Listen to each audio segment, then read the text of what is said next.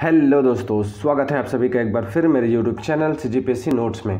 दोस्तों, आज के इस वीडियो में हम छत्तीसगढ़ के पटवारी भर्ती परीक्षा 2022 के लिए छत्तीसगढ़ के इतिहास से कुछ इम्पॉर्टेंट क्वेश्चन पढ़ने वाले हैं, जो कि आने वाले पटवारी भर्ती परीक्षा के लिए काफ़ी इम्पोर्टेंट है। इससे अक्सर क्वेश्चन पूछे जाते हैं। दोस्तों, इससे पहले हम पटवारी भर्ती परीक्षा के लिए छत्तीसगढ़ के इतिहास से भाग 1 पढ़ चुके हैं, जो कि काफ़ी इम्पोर्टेंट है। अगर आपने वह वीडियो नहीं देखा तो मैंने डिस्क्रिप्शन में लिंक दे दिया है, आप जाकर वहाँ देख सकते हैं। दोस्तों, इससे पहले हमने छत्तीसगढ़ के इतिहास से और भी वीडियो बनाए हैं, जो कि डिस्क्रिप्शन में मैंने दे दिया है, आप उसे भी चेक कर सकते हैं। दोस्तों, आज के इस वीडियो में हम छत्तीसगढ़ के इतिहास से कुछ इम्पॉर्टेंट क्वेश्चन हैं, जो कि अक्सर एग्ज़ाम में पूछे जाते हैं। तो चलिए शुरू करते हैं और जानते हैं उन प्रश्नों के बारे में जो आने वाले सभी एग्ज़ामों के लिए काफ़ी इम्पोर्टेंट है। तो चलिए शुरू करते हैं आज का वीडियो और जानते हैं उन प्रश्नों के बारे में।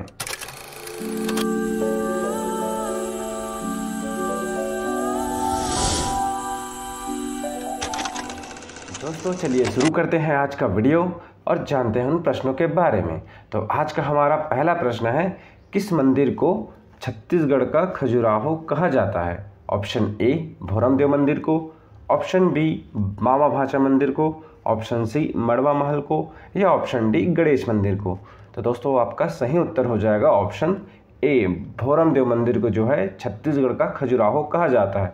अक्सर एग्जाम में यह क्वेश्चन बार बार पूछा जाता है, तो याद रखिएगा छत्तीसगढ़ का खजुराहो भोरमदेव मंदिर, जो कि कबीरधाम या कवर्धा में स्थित है। दोस्तों, भोरमदेव मंदिर से कुछ और भी प्रश्न पूछे जाते हैं एग्जाम में, तो चलिए जानते हैं उन प्रश्नों को। तो सबसे पहला है कि भोरमदेव मंदिर का निर्माण कब किया गया था? तो याद रखिएगा, भोरमदेव मंदिर का निर्माण जो है 1089 ईस्वी में किया गया था और यह नागर शैली में बनाई गई थी, जो कि एग्ज़ाम में कई बार पूछा गया है। तो याद रखिएगा, भोरमदेव मंदिर कवर्धा या कबीरधाम में स्थित है, जिसे 1089 ईस्वी में बनाया गया और यह नागर शैली में बनी हुई है। तो याद रखिएगा, भोरमदेव से ऐसे क्वेश्चन पूछे जाते हैं। बात करें मामा भाचा मंदिर की, तो मामा भाचा मंदिर जो है बारसूर दंतेवाड़ा में स्थित है, यह भी एग्ज़ाम में पूछा जाता है। बात करें मड़वा महल की, तो मड़वा महल जो है कवर्धा या कबीरधाम में स्थित है, यह भी पूछा गया है। और बात करें गणेश मंदिर की, तो गणेश मंदिर जो है बारसूर दंतेवाड़ा में स्थित है, यह भी एग्ज़ाम में क्वेश्चन पूछा जाता है।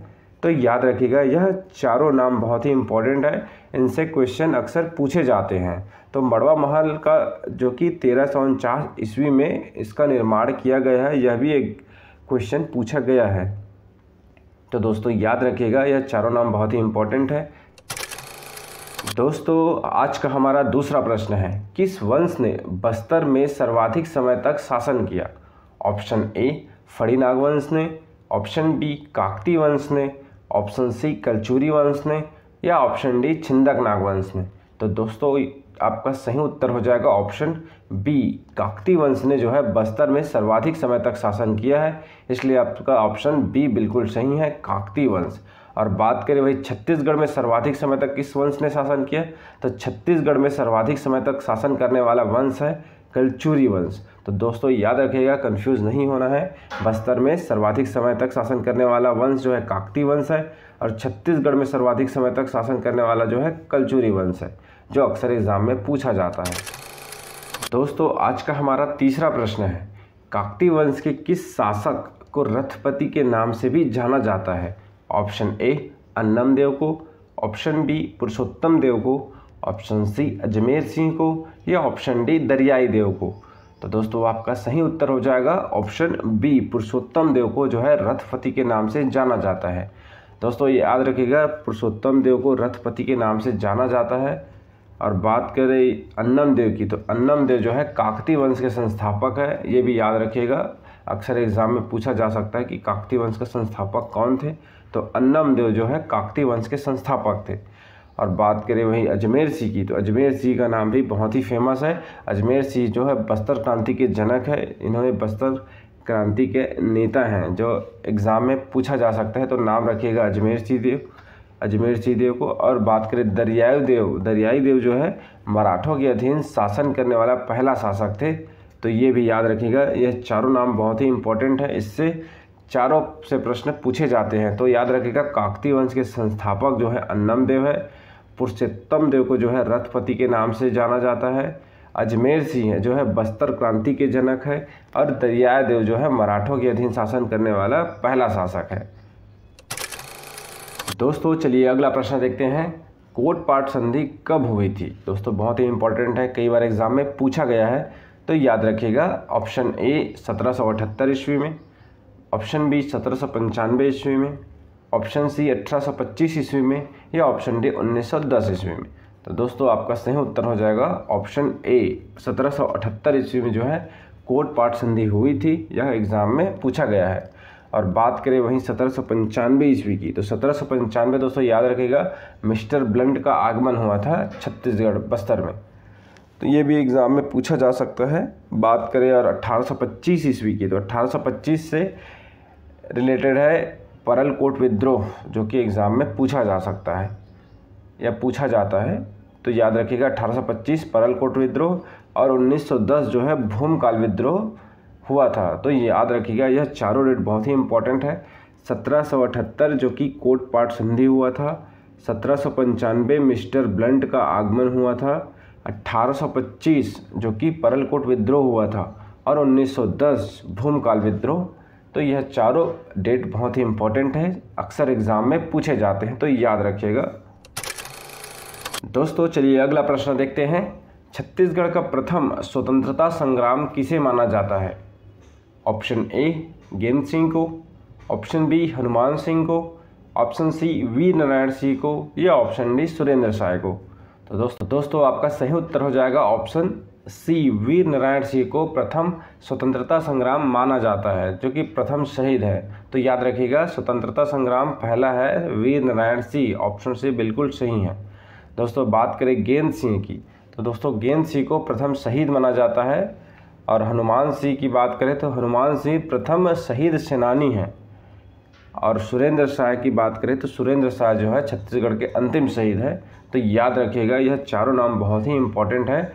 वीर नारायण सिंह प्रथम स्वतंत्रता संग्राम शहीद, गेंद सिंह जो है प्रथम शहीद, और प्रथम शहीद सेनानी हनुमान सिंह, और सुरेंद्र साय जो कि अंतिम शहीद माना जाता है, जो एग्ज़ाम में अक्सर पूछा जा सकता है। दोस्तों चलिए अगला प्रश्न देखते हैं, छत्तीसगढ़ की प्रथम विद्रोहिणी महिला कौन थी।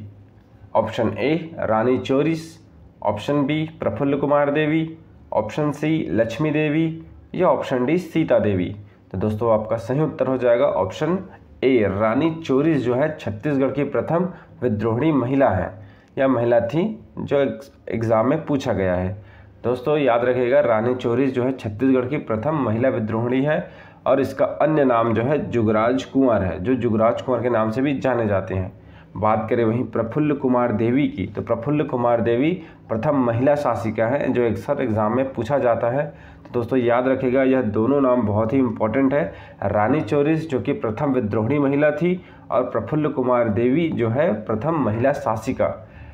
रानी चोरिस का अन्य नाम है जुगराज कुंवर, जो एग्जाम में पूछा जा सकता है, तो याद रखिएगा।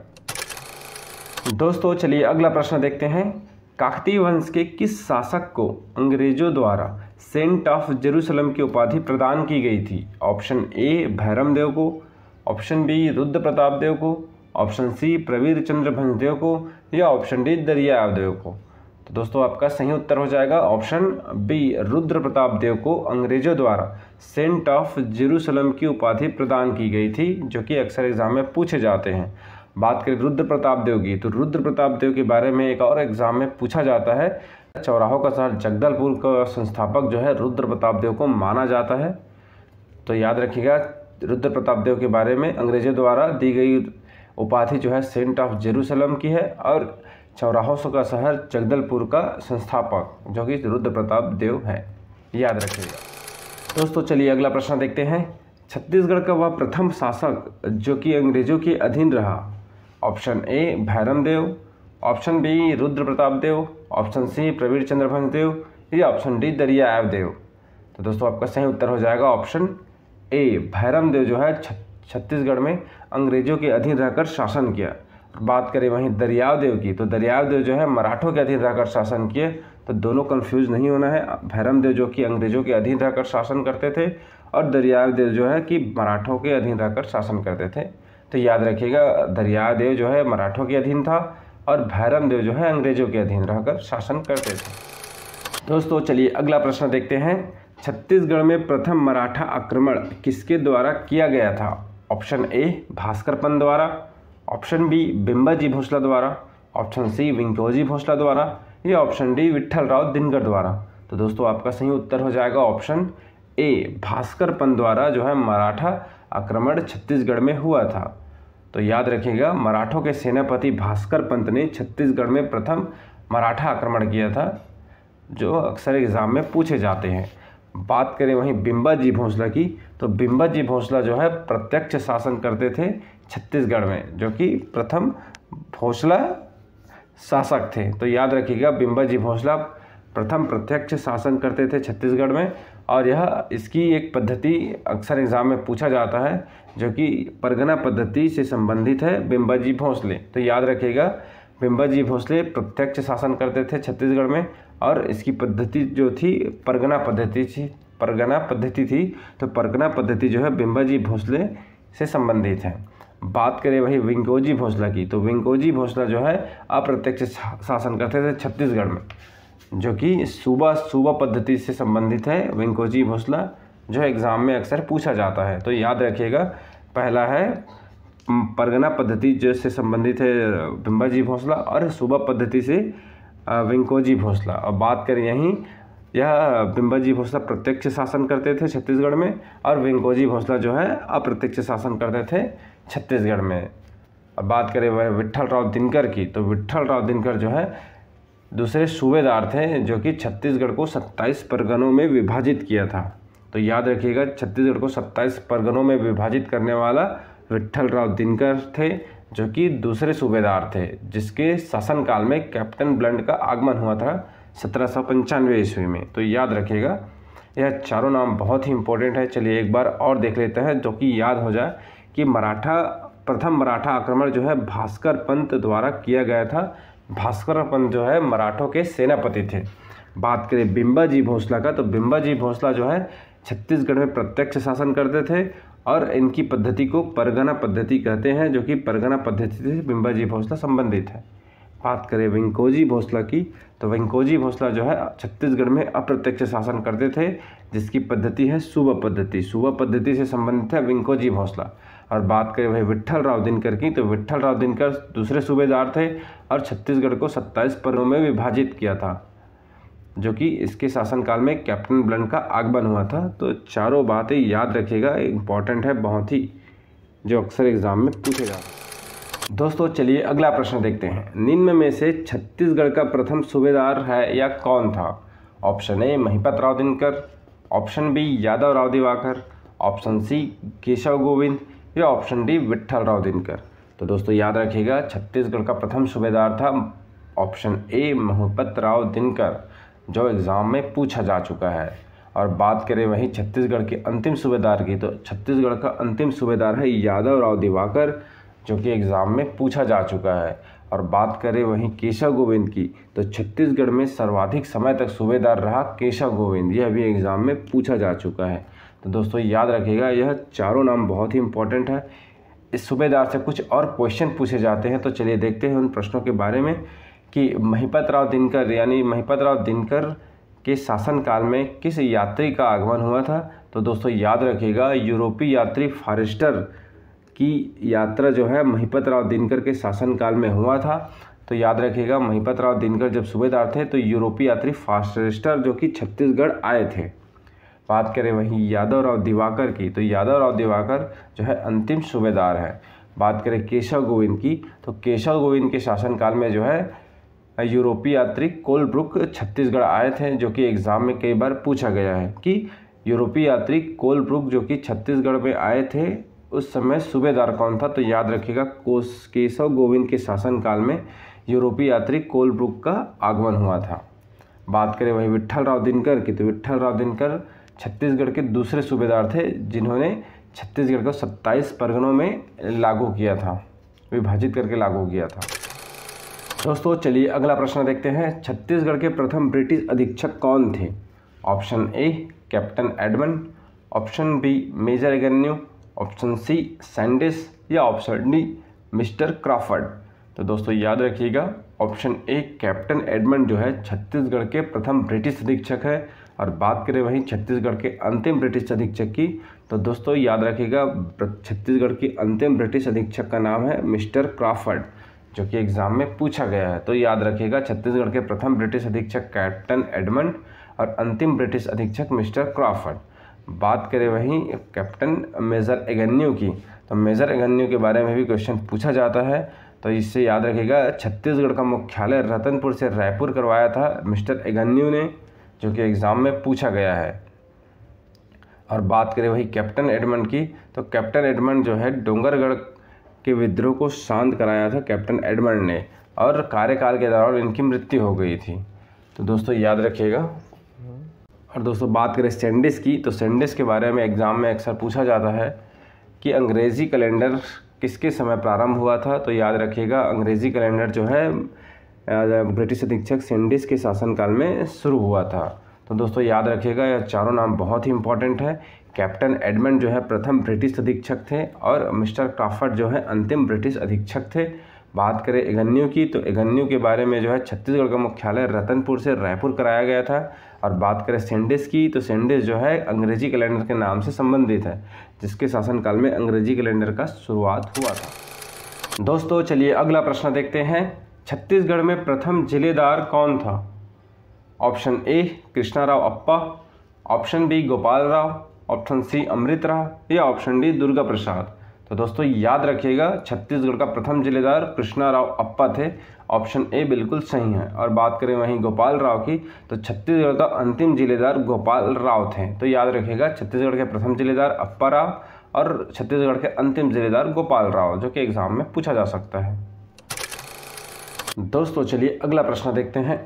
निम्नलिखित में से लाखा बांटा क्या है? ऑप्शन ए शादी करने का नियम, ऑप्शन बी समान आदान प्रदान करने का नियम, ऑप्शन सी चांदी बदलने का नियम या ऑप्शन डी खेत बदलने का नियम या प्रक्रिया। दोस्तों आपका सही उत्तर हो जाएगा लाखा बांटा एक प्रकार का खेत बदलने की प्रक्रिया या नियम है, जो कि ऑप्शन डी बिल्कुल सही है। अक्सर एग्जाम में पूछा जा सकता है। तो याद रखिएगा लाखा बांटा जो है खेत बदलने के नियम से संबंधित है। दोस्तों चलिए अगला प्रश्न देखते हैं। मराठों की प्रशासनिक व्यवस्था में राजस्व के क्या स्रोत थे? ऑप्शन ए भूमिकर, ऑप्शन बी शायर, ऑप्शन सी कलाली या ऑप्शन डी टकोली या ऑप्शन ए उपयुक्त सभी। तो दोस्तों याद रखिएगा ऑप्शन ई उपयुक्त सभी जो है प्रशासनिक व्यवस्था मराठों की राजस्व के स्रोत थे। तो याद रखिएगा भूमिकर, शायर, कलाली, टकोली से मराठा जो है राजस्व वसूलते थे। तो याद रखिएगा इनके नाम अक्सर पूछे जाते हैं। तो याद रखिएगा टकोली जो है वार्षिक कर को कहा जाता है। बात करें कलाली की, तो कलाली जो है अबकारी कर है। बात करें शायर की, तो शायर जो है आयात निर्यात कर है। तो याद रखिएगा यह अक्सर एग्जाम में पूछा जाता है। आयात निर्यात कर शायर, अबकारी कर जो है कलाली और वार्षिक कर जो है टकोली के नाम से जाना जाता है। तो याद रखिएगा अक्सर एग्जाम में पूछा जाता है। दोस्तों चलिए अगला प्रश्न देखते हैं। निम्न में से छत्तीसगढ़ के प्रथम डिप्टी कमिश्नर कौन थे? Option A Charles C Elliot, option B captain Hunter, option C captain Blunt या ऑप्शन डी मिस्टर विल्किंस। तो दोस्तों आपका सही उत्तर हो जाएगा option A Charles C Elliot. Chhattisgarh के प्रथम डिप्टी कमिश्नर थे चार्ल्स सी इलियट, जो एग्जाम में पूछा जा चुका है। तो याद रखिएगा छत्तीसगढ़ के प्रथम डिप्टी कमिश्नर थे चार्ल्स सी इलियट। तो दोस्तों आज के वीडियो में बस इतना ही। हमारे छत्तीसगढ़ के इतिहास से इतने क्वेश्चन अक्सर एग्जाम में पूछे जाते हैं। तो याद रखिएगा यह क्वेश्चन बहुत ही इम्पोर्टेंट है। तो दोस्तों अगर मेरा यह वीडियो आपको अच्छा लगे तो लाइक, कमेंट, शेयर और सब्सक्राइब जरूर करें। धन्यवाद। मिलते हैं अगले वीडियो में। जय भारत, जय छत्तीसगढ़।